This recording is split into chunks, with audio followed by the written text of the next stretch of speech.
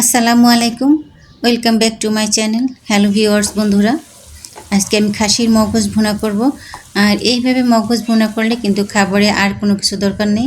ভাতের সাথে শুধু মগজ ভুনা হলেই দেখবা সবার খাওয়া একেবারে শেষ। এবারে সবাই প্লেট চেটে ফুটে খাচ্ছে ইনশাল্লাহ। এটা খুবই মজাদার একটি রান্না। আমি মগজটাকে গরম পানিতে দিয়ে পরিষ্কার করে নিয়েছি। পরিষ্কার করে পানি ঝরিয়ে এবার এটা উঠিয়ে নিয়েছি। এই যে দেখো, এবার আমি একটা চাকু দিয়ে ছোট ছোট করে কেটে নিব। এটা কেউ চাইলে এটা হাত দিয়ে চটকে নেওয়া যাবে, কারণ এটা খুবই নরম একটা মগজ। মগজটা আমি ছোটো ছোটো করে কেটে নেওয়ার পরে এবার আমি রান্না করার জন্য যে এই মশলাগুলো ব্যবহার করব একে একে সব দিয়ে দিচ্ছি। প্রথমে দিয়েছি ধনের গুঁড়ো, এরপর দিয়েছি শুকনো মরিচের গুঁড়ো, এবার দিয়ে দিলাম হলুদের গুঁড়ো, আর দিব জিরার গুঁড়ো।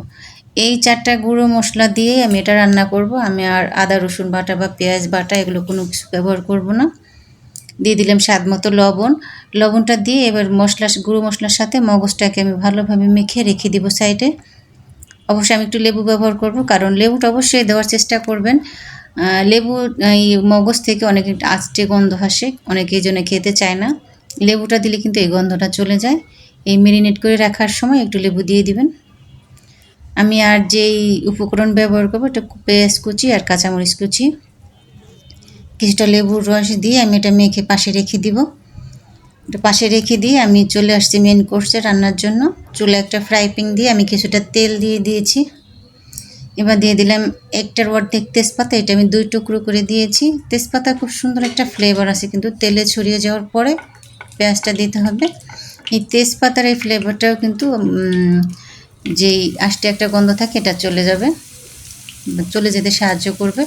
এবার দিয়ে দিলাম আমি পেঁয়াজ কুচি। পেঁয়াজ কুচিটা আপনারা পছন্দ মতন দেবেন, মানে মগজের পরিমাণ অনুযায়ী। আমার খাসির একটা মগজ, সেই অনুযায়ী হাফ কাপের চেয়ে একটু বেশি পেঁয়াজ কুচি আমি দিয়েছি, আর 2টা কাঁচা লঙ্কা। এবার এই পেঁয়াজটাকে আমি একটু নরম করে ভেজে নেব, লালচে করে নয়। লাল লাল করার দরকার নেই, লাল লাল করলে পেঁয়াজ থেকে আলাদা একটা ফ্লেভার আসবে, এটা মগজে ভালো লাগবে না। জাস্ট একটু নরম হলেই আমি মগজটা দিয়ে দিব। আমি নেড়ে চেড়ে নিয়েছি, আমার এটা নরম হয়ে গেছে। আর আমি মেরিনেট করার মগজটা এবার হাতে উঠিয়ে দিয়ে দেবো। নেড়ে চেড়ে আমি প্লেটটা ধুয়ে একটু পানি দেবো, কারণ মগজ রান্না হতে কিন্তু বেশি পানির প্রয়োজন হয় না। এটা এই যে তেলের সাথে দিয়ে যখন নাড়াচাড়া করবো এটা এমনি গলে যাবে, তাই রান্নার জন্য খুব বেশি পানি দরকার হবে না। এই দেখো নাড়াচাড়া দিতে চারদিক থেকে সব গলে গলে পেঁয়াজের সাথে মিশে যাচ্ছে। এটা খুবই কম সময়ে মজাদার একটি রান্না, আর মগজ খেতে তো আমার মনে হয় সবাই খুব পছন্দ করে। হাত ধুয়ে আর প্লেটটা ধুয়ে একটু পানি দিয়েছি, এতেই আমার এই খাসির মগজটা রান্না হয়ে যাবে। মগজ রান্না করতে কিন্তু বেশি সময় লাগে না, 7-8 মিনিটের মধ্যে রান্না হয়ে যায়। আর এখানে যেহেতু একটা খাসির মাথার মগজ, তখন এখানে আরও কম সময় লাগবে, 5-6 মিনিট রান্না হয়ে যাবে।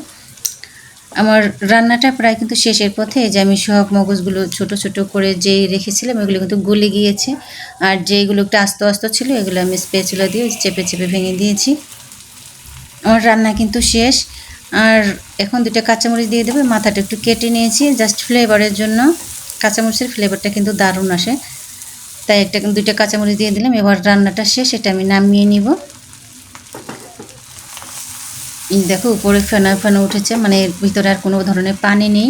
এবার এটা একটা প্লেটে ঢেলে নিলে একটু ঠান্ডা হলে দেখো সুন্দর চারপাশ দিকে তেল বেরিয়ে আসছে, আর এত সুন্দর একটা ফ্লেভার আসতেছে মাশাল্লাহ, মানে ঘরটা মৌ মৌ করতেছে ঘ্রাণে।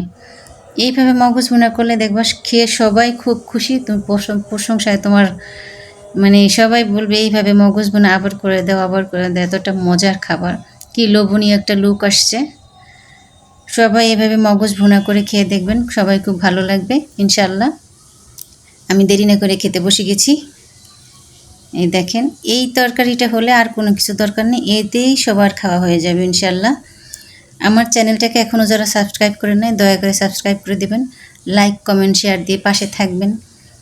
আর সবাই ভালো থাকবেন, সবাই সবার প্রতি যত্ন নেবেন। সবার